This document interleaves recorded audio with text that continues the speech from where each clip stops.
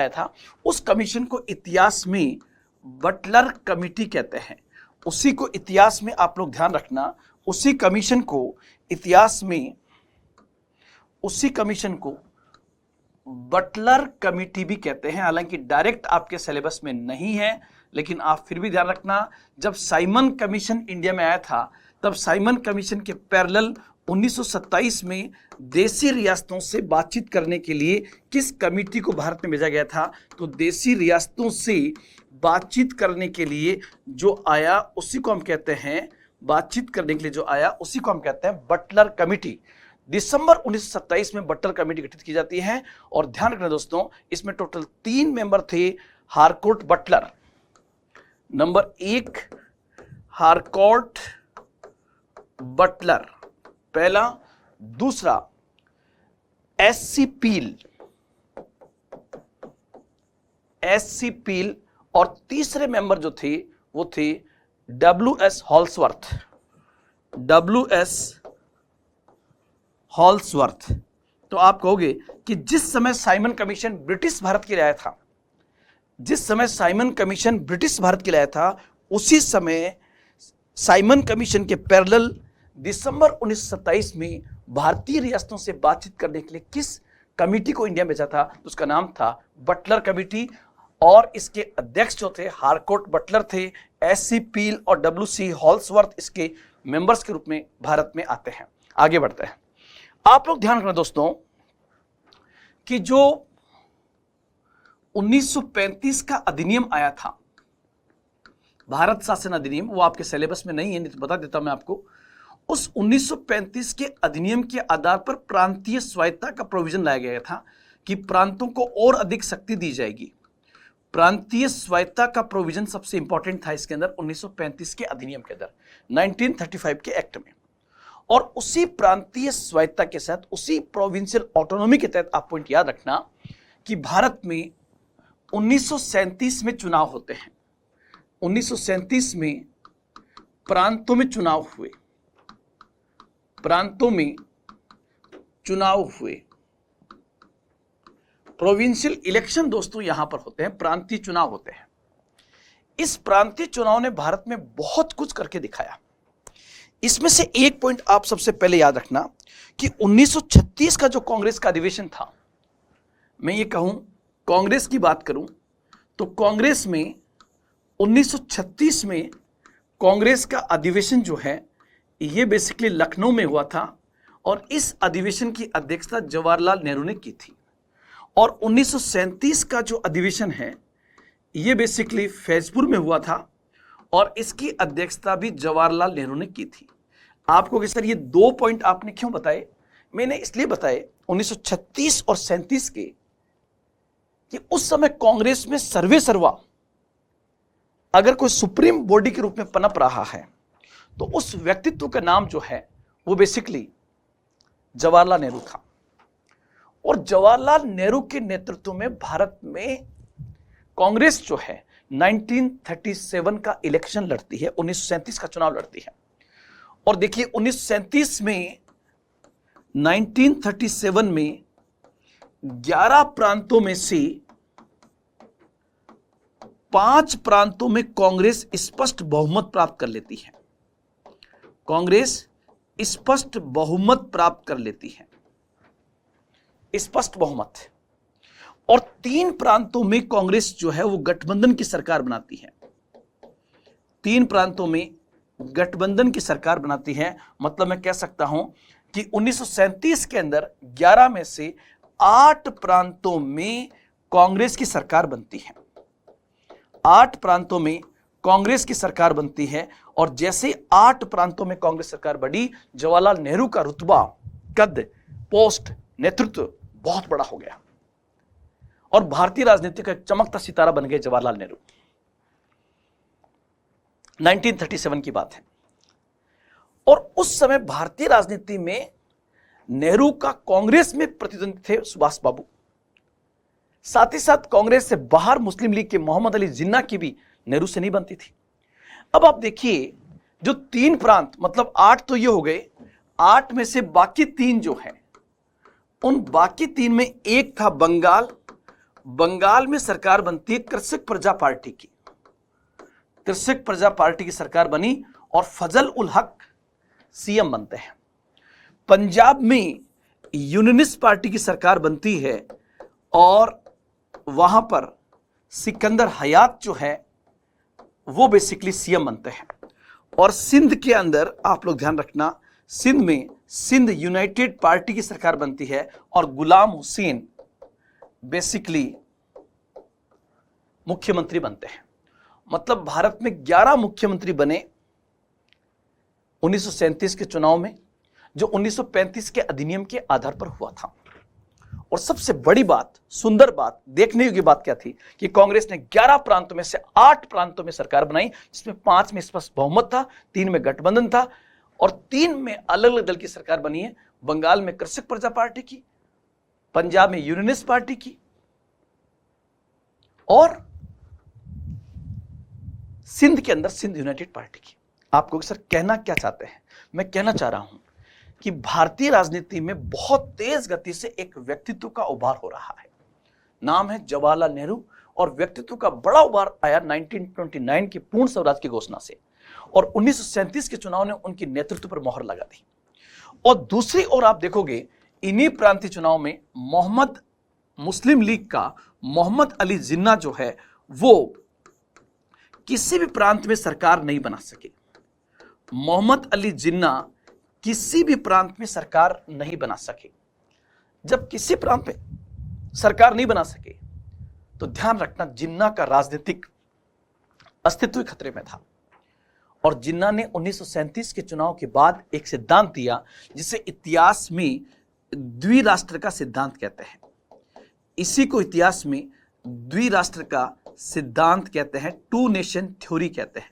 आप कहोगे सर द्विराष्ट्र का सिद्धांत क्या था? ये उग्र सांप्रदायिकता का एग्जाम्पल था कि हिंदू और मुसलमान दो अलग अलग समुदाय ही नहीं हैं बल्कि दो अलग अलग राष्ट्र हैं और हमें पृथक राष्ट्र चाहिए। दोस्तों, राष्ट्रीय आंदोलन पढ़ रहे हैं, गांधी जी की भूमिका पढ़ रहे हैं और उसमें बता रहा हूं 1937 का चुनाव एक विभाजक चुनाव है। जब कांग्रेस 8 प्रांतों में सरकार बना लेगी और मुस्लिम लीग किसी प्रांत में सरकार नहीं बना पाई तो मुस्लिम लीग के मोहम्मद अली जिन्ना का राजनीतिक अस्तित्व खतरे में था, पॉलिटिकल एग्जिस्टेंस खतरे में था। जब राजनीतिक अस्तित्व खतरे में था तो इसी बीच मोहम्मद अली जिन्ना एक प्रपोजल लाता है जिसको हम कहते हैं टू नेशन थ्योरी, द्विराष्ट्र का सिद्धांत। और क्या था कि हिंदू और मुसलमान दो अलग अलग समुदाय नहीं, दो अलग अलग राष्ट्र हैं और हमें पृथक राष्ट्र चाहिए। ठीक है, और पृथक राष्ट्र का यह प्रस्ताव जो है 1940 के लाहौर अधिवेशन में मुस्लिम लीग पास कर देती है।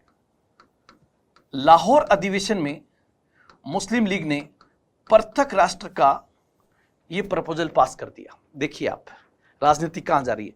राष्ट्रीय आंदोलन के दौरान ही हमारे लोगों की एक धारा पृथक राष्ट्र की ओर जा रही है, अर्थात हमारा राष्ट्रीय आंदोलन कमजोर पड़ेगा। और इस बीच एक घटना और घटती है। वो घटना क्या थी दोस्तों, उसको आप और देखिए। 1938 में कांग्रेस अध्यक्ष जो है, कांग्रेस का अधिवेशन हरिपुरा में हुआ था और सुभाष चंद्र बोस कांग्रेस के अध्यक्ष बने थे। सुभाष बाबू के नाम से जाने जाते हैं। 1939 में कांग्रेस का वार्षिक अधिवेशन जो है वो बेसिकली त्रिपुरी में हुआ और फिर सुभाष बाबू ने इच्छा जताई कि मैं अध्यक्ष बनना चाहूंगा, या उनके समर्थकों ने कहा कि आप ये अध्यक्ष रही है। तो ध्यान रखना 1939 के त्रिपुरी अधिवेशन में अध्यक्ष का चुनाव होता है।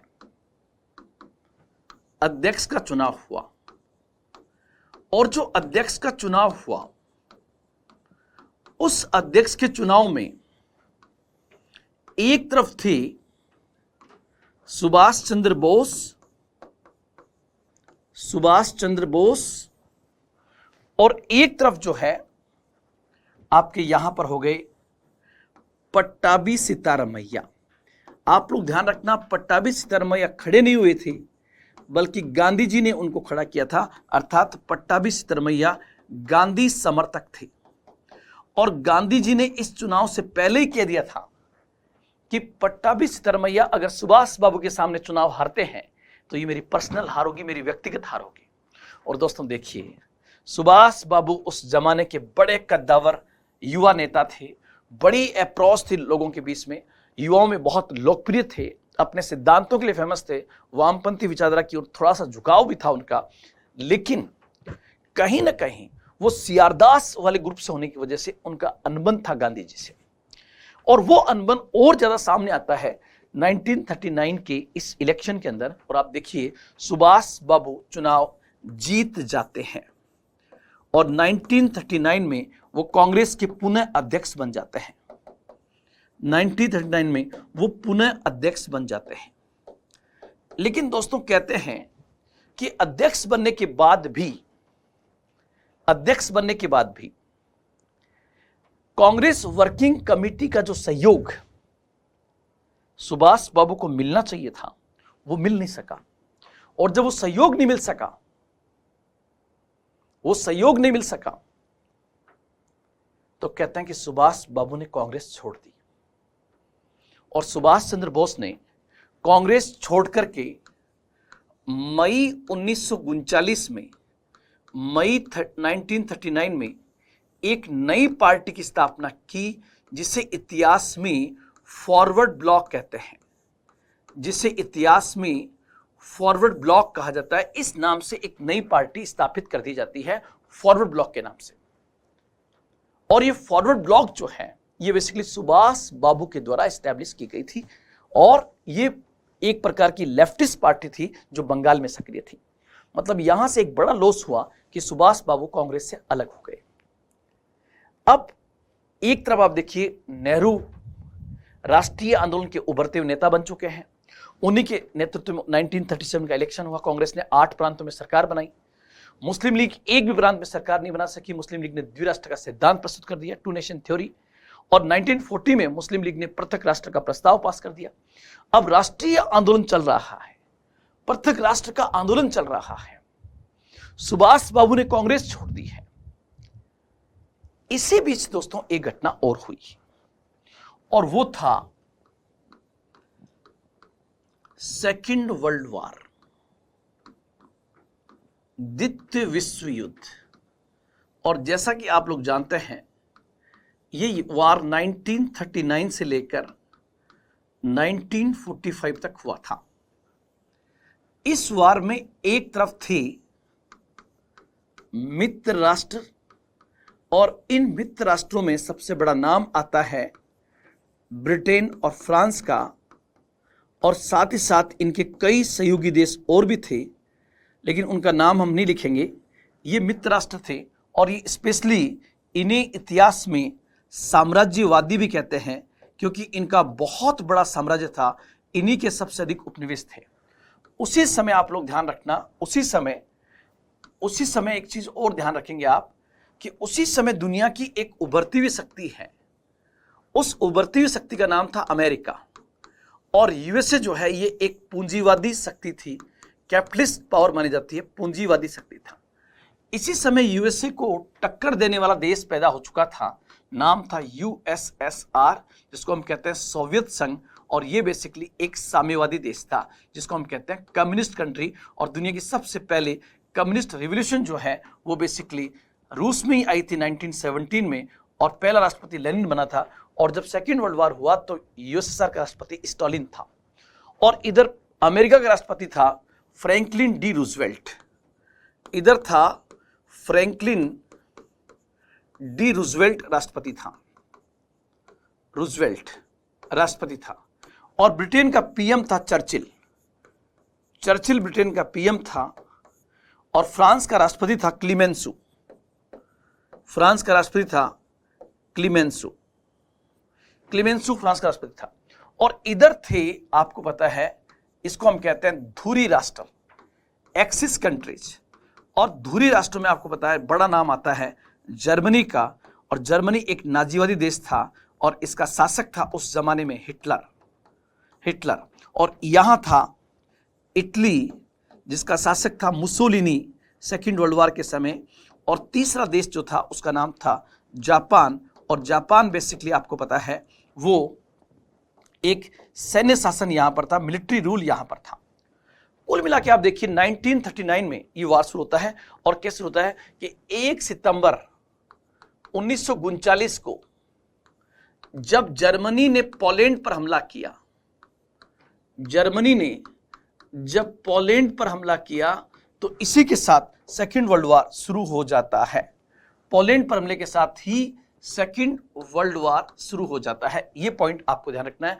मतलब आप कहोगे सर जर्मनी को तो फर्स्ट वर्ल्ड वॉर में खत्म कर दिया गया था, फिर सेकेंड वर्ल्ड वॉर में जर्मनी की इतनी हिम्मत कहां से आ गई?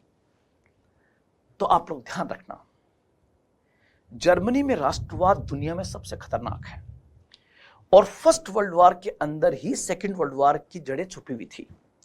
कि फर्स्ट वर्ल्ड वॉर के बाद जिस प्रकार से जर्मनी को सैन्य विहीन कर दिया गया, उसके सैन्य तंत्र नष्ट कर दिए गए, और तब हिटलर उसको जगाता है अपने जर्मन राष्ट्रवाद को, और वो कहता है कि बदला लेने से ही मुक्ति मिलेगी। लेकिन साथ ही साथ वो कहता है कि हम अगर सत्ता में आए तो हम साम्यवाद को सबसे पहले मारेंगे, साम्यवाद को सबसे पहले मारेंगे। तो मित्र राष्ट्रों ने सोचा कि इसको पनपने दो, इसको पनपने दो, ताकि जर्मनी पनपेगा और यूएसएसआर को मारेगा तो सांप भी मर जाएगा और लाठी भी टूट जाएगी। मतलब उस समय ये जो पूंजीवादी देश थे, ये जो खेमा था, ये खेमा अमेरिका, ब्रिटेन, फ्रांस जर्मनी से अधिक खतरनाक, जर्मनी से अधिक खतरनाक यूएसएसआर को मानता था। लेकिन जर्मनी ने क्या किया, हमला इधर करने के बजाय पहले पोलैंड पर हमला करके पश्चिमी यूरोप पर उसने हमला किया, और देखते देखते साल 1.5 साल में लगभग आधे यूरोप पर उसने कब्जा कर लिया जर्मनी ने। और फिर जर्मनी हमला कर देता है यूएसएसआर पर। यह जर्मनी ने एक बहुत बड़ी गलती की। जर्मनी का इधर हमला करते ही इनके फेवर में पहली बात तो अमेरिका पहले से था ही, और इस खेमे में यूएसएसआर भी आ जाता है। मतलब दो दूर विरोधी अमेरिका और यूएसएसआर एक खेमे में आ जाते हैं। और इसी को हम कहते हैं कि सेकेंड वर्ल्ड वॉर के समय से ही एक नए युद्ध की शुरुआत, जिसको हम कहते हैं शीत युद्ध, कोल्ड वॉर, क्योंकि पूंजीवाद वर्सेस साम्यवाद आपस में लड़ेंगे। आपको सर छोड़ो ना, थोड़ा सा समझा देते हैं। और यहां पर एक पॉइंट ध्यान रखना है, और वो क्या है कि सर हमारा क्या लेना देना था? तो ये रहा भारत, हमारा कोई लेना देना नहीं था। भारत बेसिकली ब्रिटेन का एक उपनिवेश था, और अगर ब्रिटेन को जुकाम लगेगा तो छींके हमें आएगी, ये तय था। उस समय भारत में जो वाइसरॉय था, उस वाइसरॉय का नाम था लॉर्ड लिनलिथगो, लॉर्ड लिनलिथगो। और लिनलिथगो घोषणा करता है क्या कि कुछ एक्सिस कंट्री अर्थात शैतान देशों ने, फासिस्ट देशों ने पोलैंड पर हमला कर दिया है और उन्होंने यूरोप के कुछ देशों को गुलाम बना लिया है। लॉर्ड लिनलिथगो घोषणा करता है, और यह कहकर वो कहता है कि यह हमारा दायित्व है, यह हमारा दायित्व है कि हमें पूरी ताकत के साथ जिन देशों पर जर्मनी ने कब्जा किया है उनको बचाया जाए, और मानवता के नाते हमारी सेनाएं जो है, भारत की सेनाएं जो है वो सेकेंड वर्ल्ड वॉर में जानी चाहिए। तो ऐसा कहकर के मैं अभी क्लास में हूं बेटे, ऐसा कहकर के और लॉर्ड लिनलिथ को घोषणा कर देता है कि भारत भी उन गुलाम देशों को आजाद करवाने में मदद करेगा। और यहीं से हमारी और वाइसरॉय के साथ चिढ़ गई कि भैया पहले तो ये बताओ कि हमारा इस सेकेंड वर्ल्ड वॉर से क्या लेना देना है। और ठीक है, आप अगर भारत की सेनाओं को सेकेंड वर्ल्ड वॉर में भेजते हो तो कम से कम हमारे पास 8 चुनी हुई सरकार है प्रांतों के अंदर, हमसे बात तो करो। आपने हमारे से बिना बात किए हमारी सेनाओं को रवाना कर दिया। क्यों? इसलिए कि उन गुलामों को आजाद किया जाएगा। हम कौन हैं? हम भी तो गुलाम हैं, हम भी तो पिछले 200 वर्षों से आजादी की मांग कर रहे हैं। आपको उन गुलामों की फिक्र है जिनके ऊपर जर्मनी ने हमला किया है, आपको हमारी फिक्र नहीं है। मतलब कुल मिला के ये बात कौन कहेगा? जवाहरलाल नेहरू। और नेहरू इस बात से चिढ़ जाता है। नेहरू ने कहा कि अगर आप भारत की सेनाओं को वहां पर भेजते हो तो कम से कम आप हमें इतनी शक्ति दीजिए कि हमारे हाथ में स्वशासन हो सके, हम भारत की सत्ता को चला सकें, और फिर चाहे आप हमारी सेनाओं को भेज दीजिए। तो दोस्तों यहां पर आप लोग ध्यान रखेंगे कि इसी के बाद जो है बेसिकली एक कांग्रेस के नेताओं की मांग क्या होती है कि पहले भारत को एक स्वाधीन देश घोषित किया जाए, और भारत को स्वाधीन देश घोषित कर दे तो तब आप हमारी सेनाओं को चाहे जहां पर भेजो, हमें कोई दिक्कत नहीं है, लेकिन कम से कम हमें तो पहले आजाद करो। इस बात को लॉर्ड लिंलिथगो ने न तो स्वीकार किया, न इस पर ध्यान दिया, और इससे कांग्रेस चिढ़ गई और नेहरू ने अपनी तमाम प्रांतीय सरकारों को कह दिया कि इस्तीफा दे दो। बात को समझना क्या कि जैसे ही लॉर्ड लिनलिथ को भारतीय सेना को सेकेंड वर्ल्ड वॉर में शामिल करता है, इसी के साथ नेहरू ने घोषणा कर दी कि हमने जिन 8 प्रांतों में सरकार बनाई है उन सरकारों से हम इस्तीफा देते हैं। और इसी के साथ 1939 में कांग्रेस की जो प्रोविंशियल गवर्नमेंट्स थी उन्होंने इस्तीफा दे दिया और कांग्रेस आंदोलन में आ जाएगी। अब जब ऐसा होगा दोस्तों, तो उससे पहले क्या होगा, ये मनाने का प्रयास करेगा। तो ध्यान रखना, एक प्रस्ताव आता है जिसको हम कहते हैं अगस्त प्रस्ताव। ये कब आया था? तो आप लोग ध्यान रखना, ये बेसिकली अगस्त 1940 में आया था, अगस्त प्रपोजल। ये अगस्त प्रपोजल किसके द्वारा दिया गया था? तो ये लॉर्ड लिनलिथगो, जो उस समय भारत का वायसरॉय था, वो कांग्रेस को राजी करने के लिए ये करता है। मतलब मैं कह सकता हूं इसका जो उद्देश्य था वो उद्देश्य था भारतीय नेताओं को राजी करना। और आप कहोगे सर वो राजी क्यों करना चाह रहा है? क्योंकि उसको पता है कि हमने सेना को तो बाहर भेज दिया है और कांग्रेस नाराज हो गई है, तो अगर बड़ा आंदोलन हुआ तो समेटना मुश्किल हो जाएगा। तो ध्यान रखना, अगस्त 1940 के अंदर तत्कालीन भारतीय वायसरॉय लॉर्ड लिनलिथ को एक घोषणा करता है जिसे इतिहास में अगस्त प्रस्ताव के नाम से जाना जाता है। यह घोषणा 8 अगस्त 1940 को की जाती है। अब देखो वो क्या चाहेगा, लॉर्ड लिनलिथ को चाहेगा कि कांग्रेस की तमाम प्रांतीय सरकारों ने इस्तीफा दे दिया है, ठीक है कोई बात नहीं, लेकिन कांग्रेस कोई बड़ा आंदोलन इस समय शुरू न कर दे, क्योंकि भारत की फोर्सेस तो बाहर भेजी हुई है। उस आंदोलन को छेड़ेगा, उसको कंट्रोल में कौन करेगा?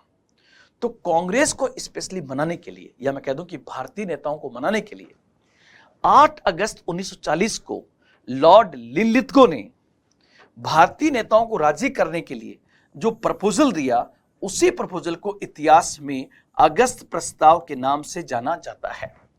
इसी को इतिहास में अगस्त प्रपोजल कहते हैं। अब अगस्त प्रस्ताव आया, आपको सर अगस्त प्रस्ताव ने इसने क्या कहा?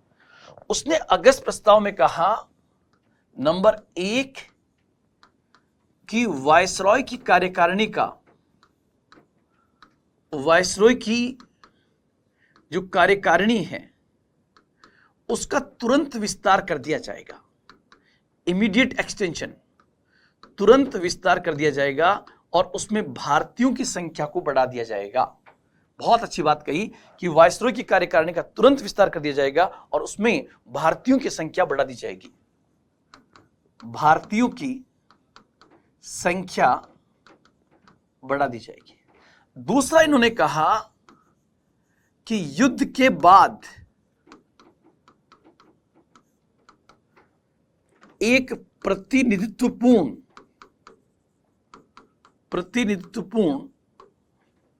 संविधान सभा का गठन कर दिया जाएगा।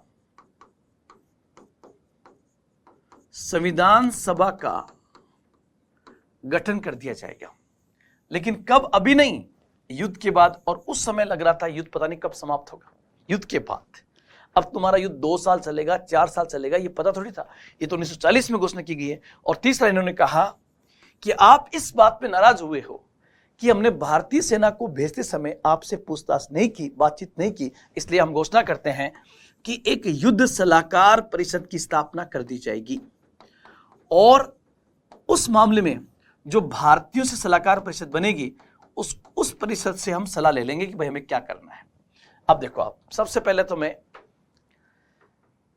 तो मैं बात करूंगा सबसे लास्ट पॉइंट की। युद्ध में केवल इतनी सलाह लेनी थी कि हम भारतीय सेना को भेज रहे हैं, क्या भेज दें क्या? वो आपने ली नहीं। और अब आप कह रहे हो कि युद्ध सलाहकार परिषद की स्थापना कर देंगे। अब परिषद की स्थापना करने से क्या मतलब? और हमसे कौन सी सलाह ली जाएगी? जर्मनी ब्रिटेन पे हमला कर रहा है, ब्रिटेन जर्मनी पे कर रहा है, कोई हमसे पूछ के करेगा क्या? हमारे साथ केवल इतना पूछना था कि भारत की सेनाओं को युद्ध में शामिल करे कि नहीं, वो आपने कर लिया। तो ध्यान रखना, इस पॉइंट से कांग्रेस जो है वो नाराज हो जाएगी। दूसरा, कांग्रेस ने कहा कि संविधान सभा का गठन युद्ध के बाद क्यों, वो पहले होना चाहिए। आपका युद्ध कब समाप्त होगा हमें पता नहीं है। और तीसरा, वायसरॉय की कार्यकारिणी का तुरंत विस्तार कर दिया जाएगा। अरे भैया, क्यों विस्तार कर रहे हो? हम बात कर रहे हैं पूर्ण स्वराज की, और आप कह रहे हो कि वायसरॉय की कार्यकारिणी का विस्तार कर देंगे। आप में पूर्ण स्वराज कब देंगे ये बताइए। मतलब ध्यान रखना, कांग्रेस को राजी करने के लिए लॉर्ड लिनलिथ को एक प्रपोजल लेकर आता है, और इस प्रपोजल के माध्यम से वो कांग्रेस को राजी करना चाहता था। लेकिन उसने जो पॉइंट दिए 8 अगस्त 1940 को, उसमें कांग्रेस राजी होने के बजाय और अधिक नाराज हो जाती है। अब कांग्रेस अगर नाराज है तो कांग्रेस आंदोलन चलाएगी, आंदोलन शुरू करेगी। अब आंदोलन के रूप में 2 विकल्प है कि या तो कांग्रेस छोटा आंदोलन चलाए, और या कांग्रेस कोई बड़ा आंदोलन चलाए। कांग्रेस कोई बड़ा आंदोलन चलाए। आप लोग ध्यान रखना, सुभाष चंद्र बोस और कई नेता चाहते थे कि गांधी जी के नेतृत्व में बड़ा आंदोलन तुरंत शुरू करना चाहिए। ये बात सुभाष बाबू ने कही कि गांधी जी अंग्रेज सेकेंड वर्ल्ड वॉर में फंसे हुए हैं, हमें इस स्थिति का फायदा उठाना चाहिए और एक बड़ा आंदोलन करना चाहिए। लेकिन गांधी जी ने स्वीकार नहीं किया।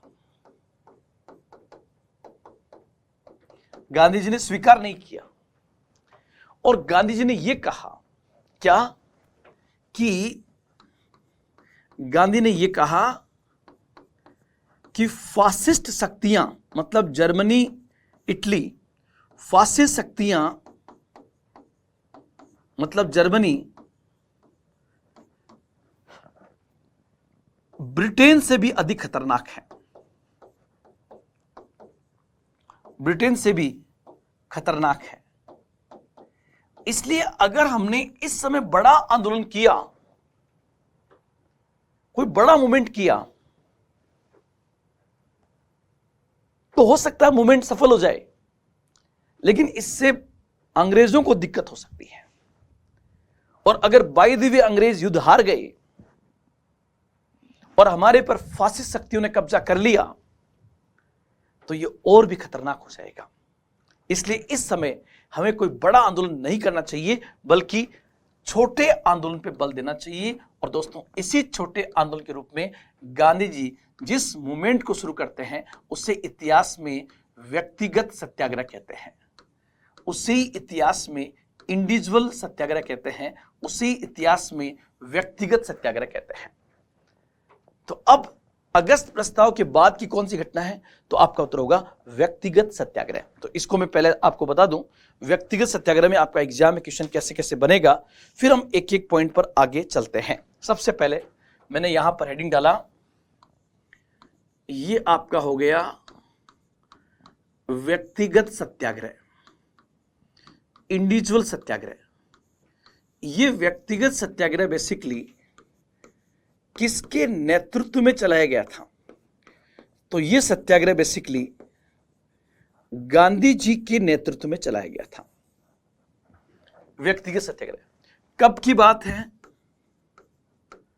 ये बात है अक्टूबर 1940 की। अक्टूबर 1940 की। चलाई क्यों रहे हो? क्यों चला रहे हो? तो उत्तर होगा अगस्त प्रस्ताव से नाराज होना। अगस्त प्रस्ताव से नाराज होना। इस कारण गांधी जी व्यक्तिगत सत्याग्रह चलाते हैं। और क्या होता है इसमें कि पहले से ही सूचित करना होगा कि कौन व्यक्ति सत्याग्रही बनेगा, कहां वो अपना भाषण देगा। इस आधार पे आपको पता होगा 17 अक्टूबर 1940 को पहले सत्याग्रही जो है, पहले सत्याग्रही विनोबा भावे बनते हैं। विनोबा भावे पहले सत्याग्रही बनते हैं। और कहां बनते हैं? तो पवनार एक जगह है महाराष्ट्र के अंदर, वहां पर वो अपना सत्याग्रह करते हैं। पवनार महाराष्ट्र के अंदर। ध्यान रखना, इस व्यक्तिगत सत्याग्रह को इतिहास में दिल्ली चलो के नाम से भी जाना जाता है। और ये 2 फेज में था। पहले फेज में केवल सत्याग्रह करना था, सेकंड फेज में दिल्ली की ओर रवाना भी होते हैं और बड़ी संख्या में, हजारों की तादाद में सत्याग्रही बन जाते हैं। आपको सर सत्याग्रह के समय तो बड़ा आंदोलन करना चाहिए था। यस, मैंने आपको बता दिया गांधी जी ने बड़ा आंदोलन क्यों नहीं किया था। पहले सत्याग्रही कौन बने? पहले विनोबा भावे बनते हैं, उसके बाद जवाहरलाल नेहरू, इनका नंबर आता है। लेकिन देखते देखते भारत में हजारों की संख्या में सत्याग्रही हो गए। जब हजारों की संख्या में सत्याग्रही हो गए तो ब्रिटिश सरकार को इस बात की चिंता होने लगी कि एक तरफ तो हम सेकेंड वर्ल्ड वॉर हार रहे हैं या सेकेंड वर्ल्ड वॉर में काफी दबे हुए हैं, क्योंकि एक समय ऐसा आता है बीच में जब ब्रिटेन और फ्रांस के हालात अत्यंत खराब थे और यूएसए और यूएसएसआर की युद्ध में चलने लगी। तो अमेरिका और सोवियत संघ ने मित्र राष्ट्रों से कहा कि आप पहले अपने अपने जो उपनिवेश है वहां पर शांति बना के रखें,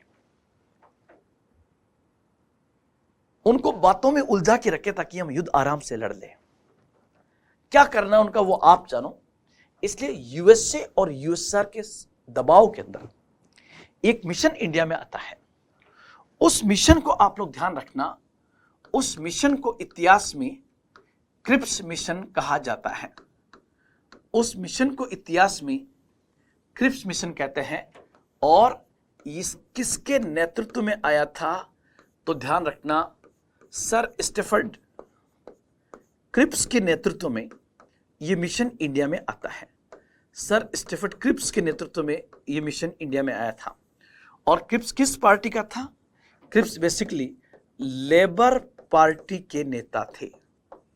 लेबर पार्टी के नेता थे सर स्टेफर्ड क्रिप्स। और ध्यान रखना, उस समय जो ब्रिटिश सरकार थी वो ब्रिटिश सरकार में चर्चिल था प्रधानमंत्री।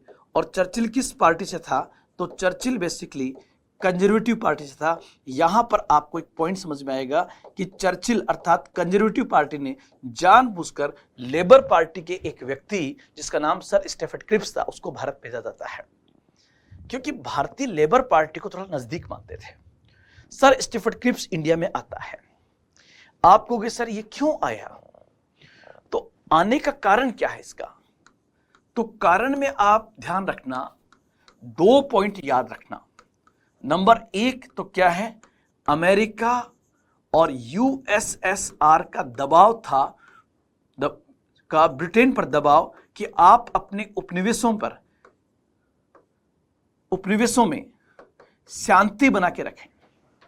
दूसरा यह भी था कि भारतीयों में असंतोष बढ़ रहा था।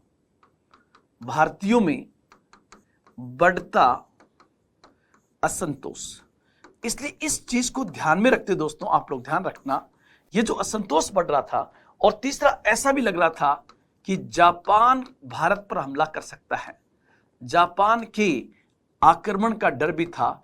उसको ध्यान में रखते हुए ये क्रिप्स मिशन आता है। आपको सर कब आया था? तो ये बेसिकली अक्टूबर क्रिप्स मिशन जो है मार्च 1942 में भारत में आता है। ये आता है मार्च 1942 में। अब ये क्रिप्स क्या करता है, बातचीत करता है भारत के तमाम नेताओं से, रियासतों से, सबसे बातचीत करता है।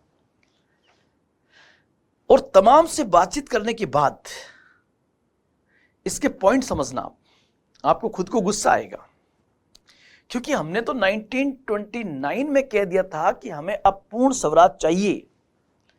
आपको पता होगा 1928 में नेहरू रिपोर्ट आई थी, और नेहरू रिपोर्ट पे हमने कहा था, नेहरू रिपोर्ट में मोतीलाल नेहरू ने मांगा था डोमिनियन स्टेटस। तब जवाहरलाल नेहरू ने विरोध किया कि पिताजी क्या मांग लिया ये, अब समय डोमिनियन स्टेटस का नहीं है, हमें पूर्ण स्वराज चाहिए। 1929 में पूर्ण स्वराज की मांग करती गई थी। इन भाष्य को देखो भाई साहब को, इन्होंने क्या कहा, नंबर 1, ब्रिटिश सरकार भारत को, ब्रिटिश सरकार भारत को डोमिनियन स्टेटस देना चाहती है। मतलब जिस डोमिनियन स्टेटस का हम पिछले कई वर्षों से विरोध कर रहे थे, ये पूर्ण स्वराज की बजाय हमें क्या देना चाह रहे हैं, डोमिनियन स्टेटस। और ये नाम आते ही कांग्रेसी उछल पड़ेंगे कि क्या बात कर रहे हो, हम आपका सहयोग कर रहे हो, आप हमारे साथ में असहयोग कर रहे हो। साथ ही साथ इन्होंने कहा कि एक प्रतिनिधित्वपूर्ण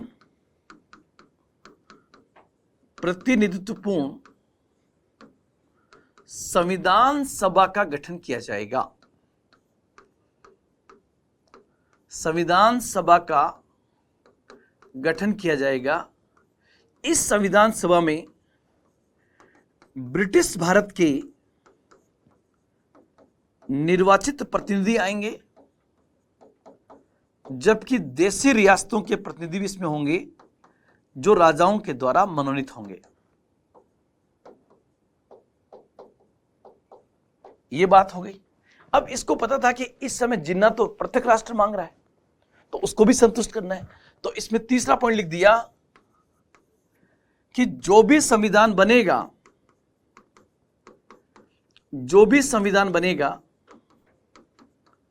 उसे ब्रिटिश सरकार तभी स्वीकार करेगी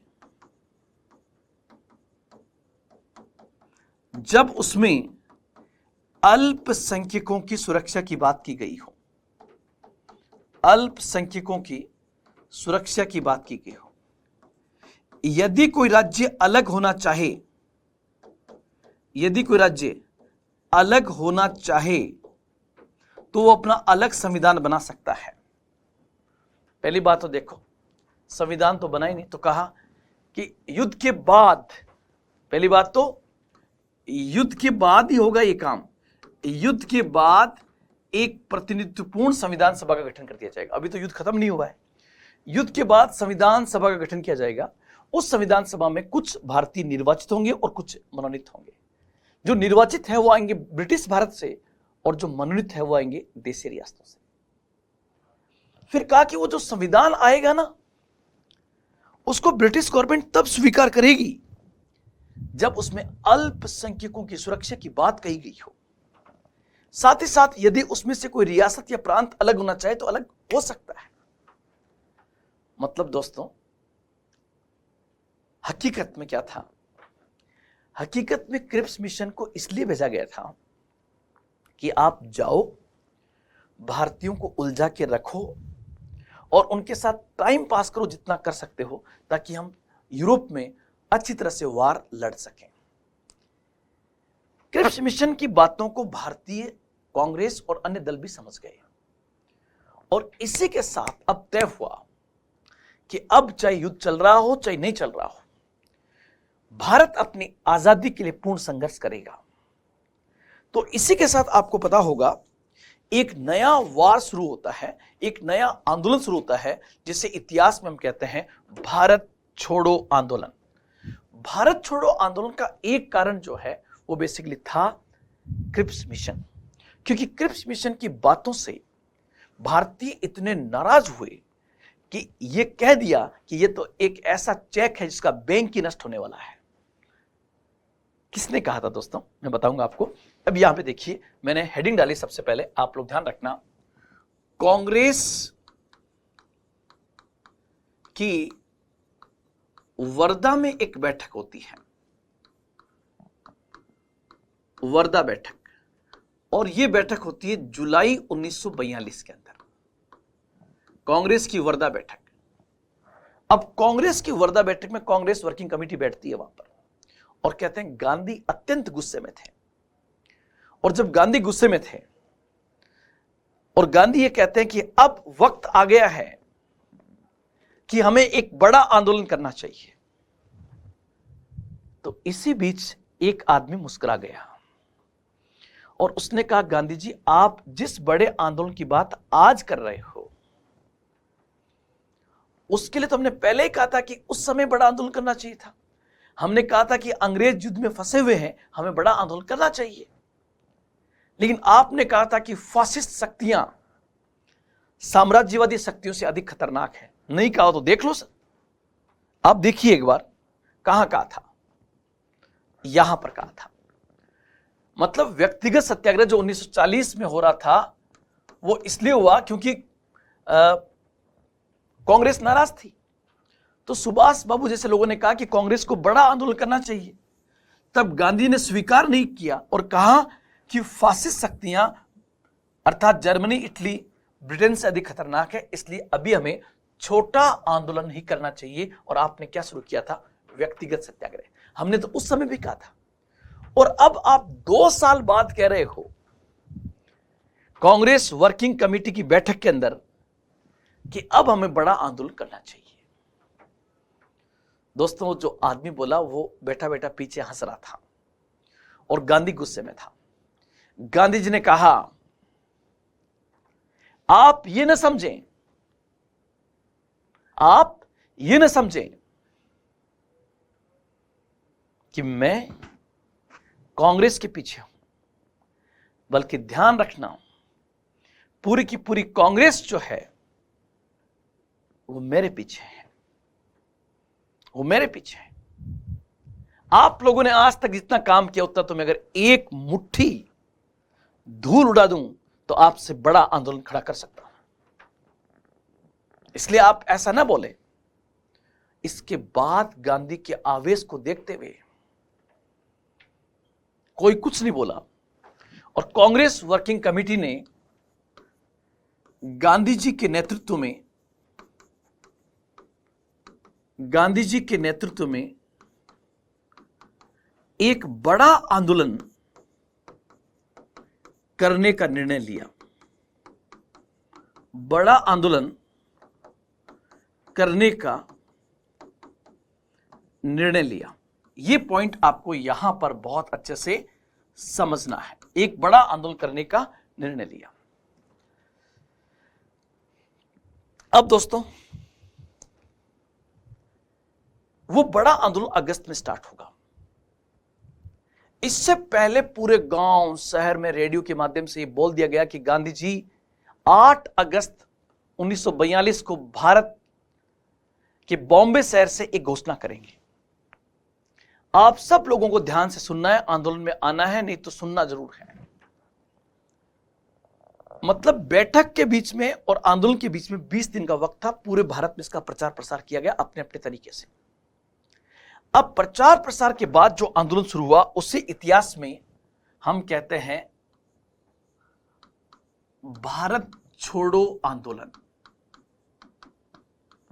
इसी को हम इतिहास में कहते हैं भारत छोड़ो आंदोलन। आप कहोगे सर ये आंदोलन कब शुरू होता है, कब? तो देखो 8 अगस्त 1942 को, और ध्यान रखना 8 अगस्त के आधार पर ही इस आंदोलन को अगस्त क्रांति के नाम से भी जाना जाता है। इसे अगस्त क्रांति के नाम से भी जाना जाता है। अगस्त क्रांति के नाम से भी इसे जाना जाता है। 8 अगस्त 1942 को इसको शुरू किया गया था। 8 अगस्त 1942 को स्टार्ट किया गया था। अब 8 अगस्त 1942 को जो स्टार्ट हुआ, कहां पर हुआ? तो ये स्टार्ट होता है, उस समय कहते थे मुंबई, आज कहते हैं बॉम्बे की ग्वालियर टैंक की बात है। बॉम्बे के ग्वालियर टैंक से एक बहुत बड़ा मैदान है ये, जहां पर इस आंदोलन की शुरुआत होगी। आप कहोगे सर आंदोलन के कारण क्या है? तो नंबर 1 होगा क्रिप्स मिशन की असफलता, परिपक्व होता हुआ राष्ट्रीय आंदोलन, भारत पर जापान का मंडराता हुआ खतरा, परिपक्व होता हुआ राष्ट्रीय आंदोलन, ये तमाम इसके कारण है। और हमने उनका सहयोग किया और वो हमारे साथ में असहयोग कर रहे हैं। इसी बात को लेकर गांधी जो है 8 अगस्त 1942 को एक आंदोलन की घोषणा करते हैं, जिसे इतिहास में भारत छोड़ो आंदोलन के नाम से जाना जाता है। ये बेसिकली गांधी जी के नेतृत्व में, गांधी जी के नेतृत्व में तीसरा जन आंदोलन था, तीसरा जन आंदोलन था। लेकिन आप लोग ध्यान रखना, इस आंदोलन को गांधी जी ने वापस नहीं लिया था, इसको वापस नहीं लिया। और गांधी इस आंदोलन में घोषणा करते हैं क्या? कि मैं 3 घोषणाएं करूंगा। जो लोग बॉम्बे के इस ग्वालियर टैंक में बैठे हैं वो भी मेरी बात को ध्यान से सुने, और जो लोग मेरे से दूर दराज गांव में, शहरों में बैठे हैं वो मेरी बात को सुने। देश के इतिहास का एक बहुत ही महत्वपूर्ण पल है, आप सुनने का प्रयास करें।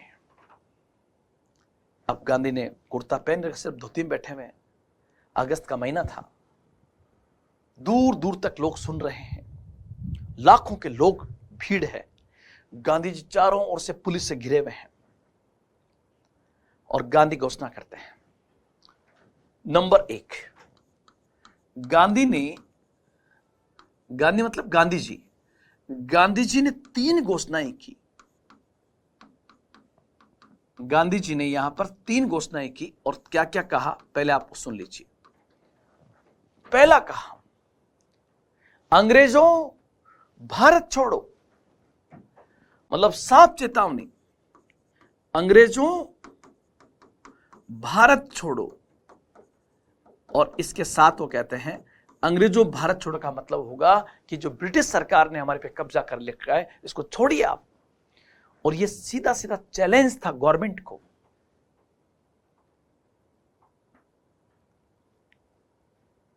कि आप भारत छोड़िए।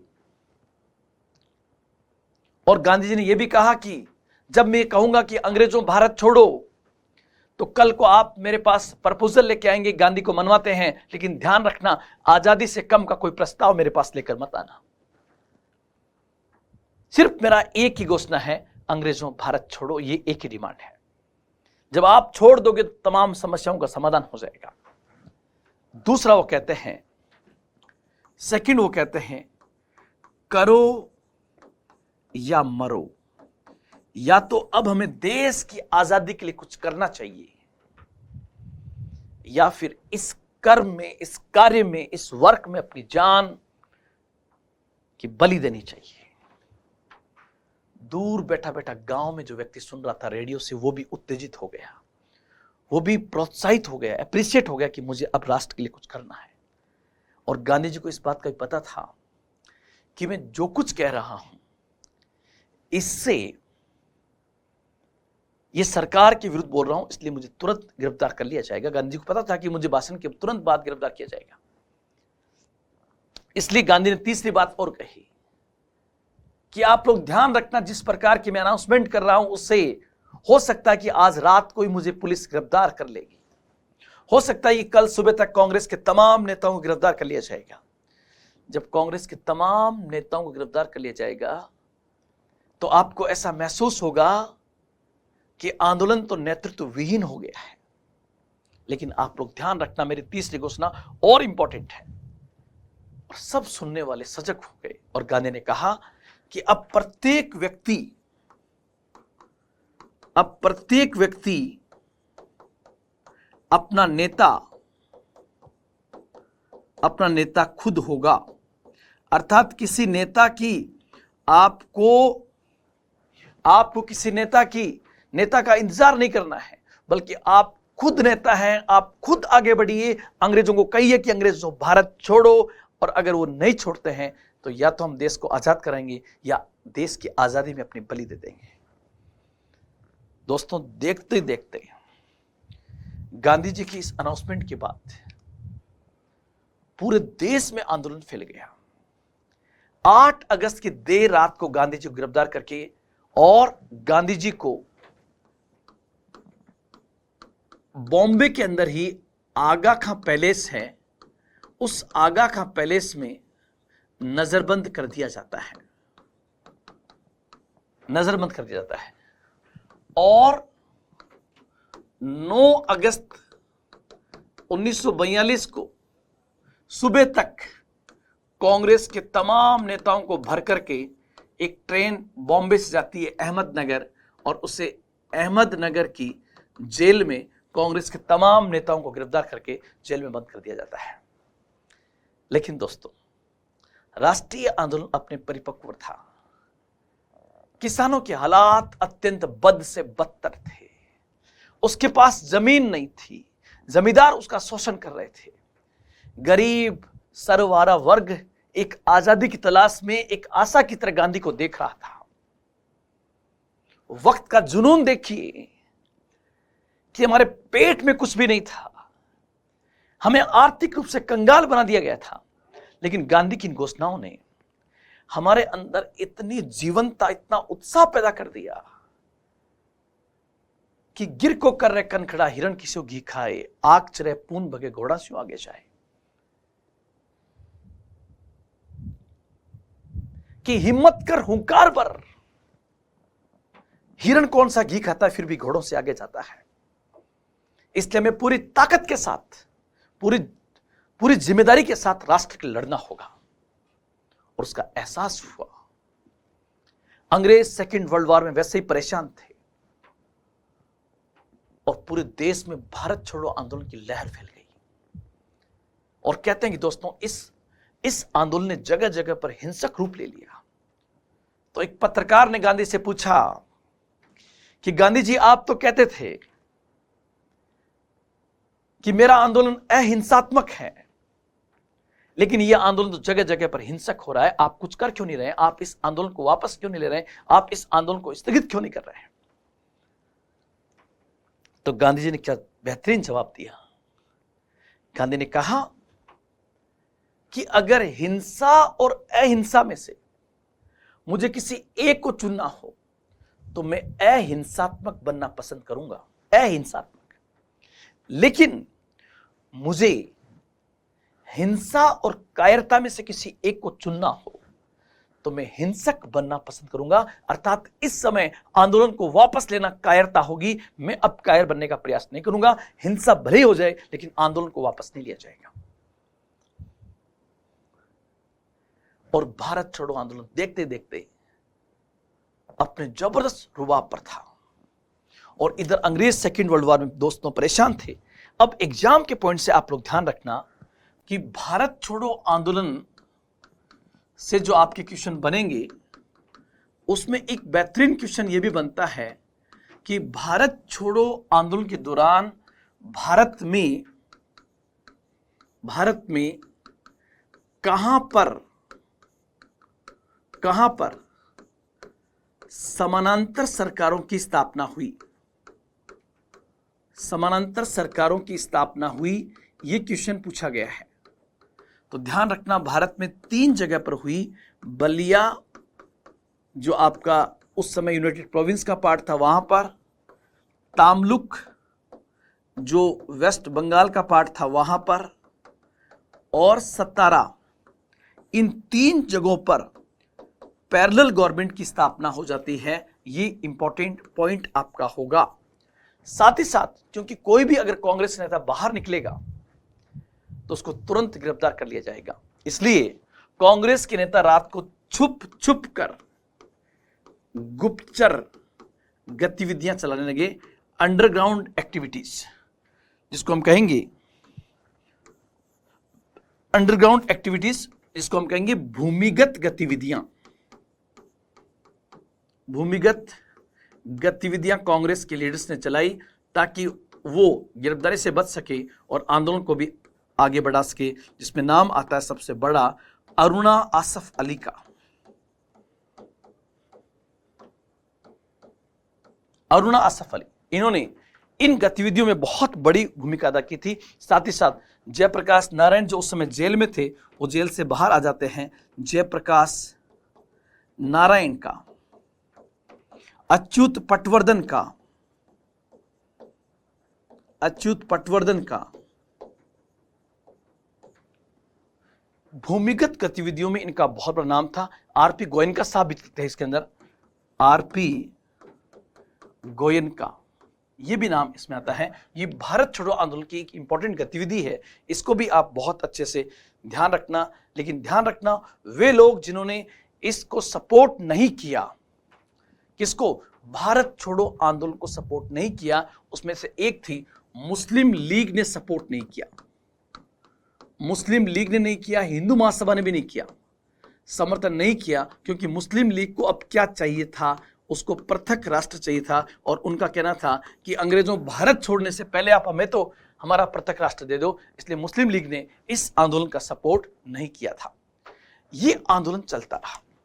अब दोस्तों, जिस समय यह आंदोलन चल रहा था, उसी समय भारत के अंदर, उसी समय भारत में बहुत तेज गति से हिंसा होने लगी। क्यों होने लगी? क्योंकि मैंने आपको कहा था आज की क्लास में कि 1937 के चुनाव के बाद मोहम्मद अली जिन्ना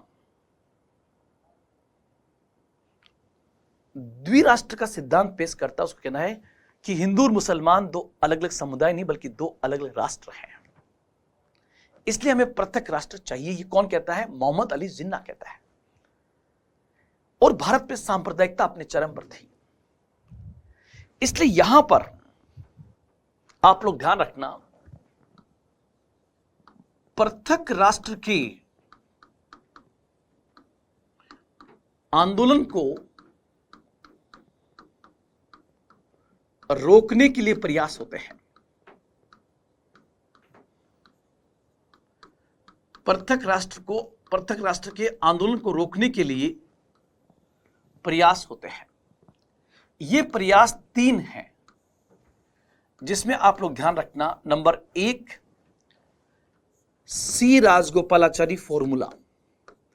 आपसे पूछे कि सी राजगोपालाचारी कौन थे, तो कांग्रेस के वरिष्ठ नेता थे, मद्रास के प्रसिद्ध नेता थे, मद्रास के मुख्यमंत्री भी रह चुके थे। ये 1944 में एक फॉर्मूला पेश करते हैं। ये बेसिकली कहीं ना कहीं पृथक राष्ट्र को रोकने का प्रयास था। हालांकि ये उल्टा पड़ गया, तो कांग्रेस ने कह दिया कि ये इनका निजीगत सुझाव है। फिर मोहम्मद अली जिन्ना को मनाने का प्रयास करते हैं गांधी जी। तो एक चलती है गांधी जिन्ना वार्ता।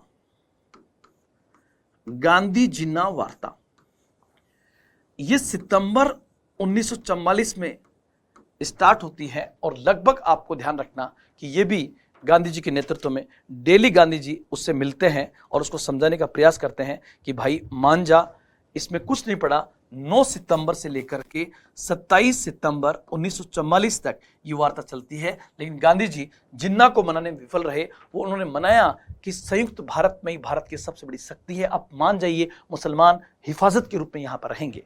लेकिन वो मानता नहीं है। और इसी क्रम में एक आता है देसाई लियाकत समझौता या देसाई लियाकत प्रस्ताव। यह प्रस्ताव बेसिकली 1945 का है, 1945 का। आपको याद क्या रखना, सिर्फ ये याद रखना है कि पृथक राष्ट्र को रोकने के लिए कौन से 3 इंपॉर्टेंट प्रपोजल आए थे।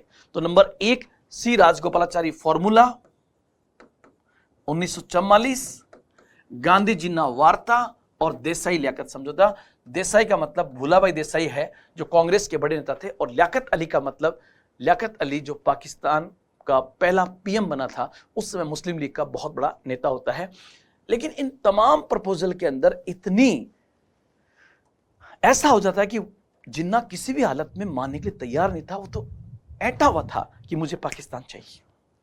अब इस बीच दोस्तों ध्यान रखना आप लोग, उस समय भारतीय वायसरॉय था, उस समय भारतीय वायसरॉय था और भारतीय वायसरॉय का नाम था लॉर्ड वेवेल। नाम था लॉर्ड वेवेल। और लॉर्ड वेवेल क्या करता है, बेसिकली लॉर्ड वेवेल जो है, ये 14 जून 1945 को 14 जून 1945 को रेडियो के माध्यम से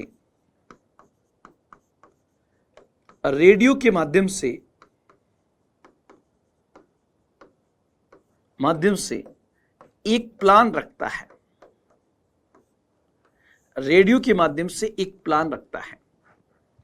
उसी प्लान को इतिहास में वेवेल योजना कहा जाता है। उसी प्लान को वेवेल योजना कहते हैं। और यह प्लान उसने किसके माध्यम से रखा था, तो आप लोग ध्यान रखना, रेडियो के माध्यम से इस प्लान को प्रेजेंट करता है। और वो क्या कहता है दोस्तों, उसने पहला पॉइंट फिर बोला कि वायसरॉय की कार्यकारिणी का पुनर्गठन कर दिया जाएगा। वायसरॉय की कार्यकारिणी का पुनर्गठन कर दिया जाएगा। यह बात वो बोलता है, वायसरॉय की कार्यकारिणी का पुनर्गठन कर दिया जाएगा। और इस पुनर्गठन में सवर्ण हिंदू और मुसलमानों की संख्या बराबर रखी जाएगी। अपर क्लास हिंदू और मुस्लिम की संख्या बराबर होगी। दूसरा वो कहता है कि वायसरॉय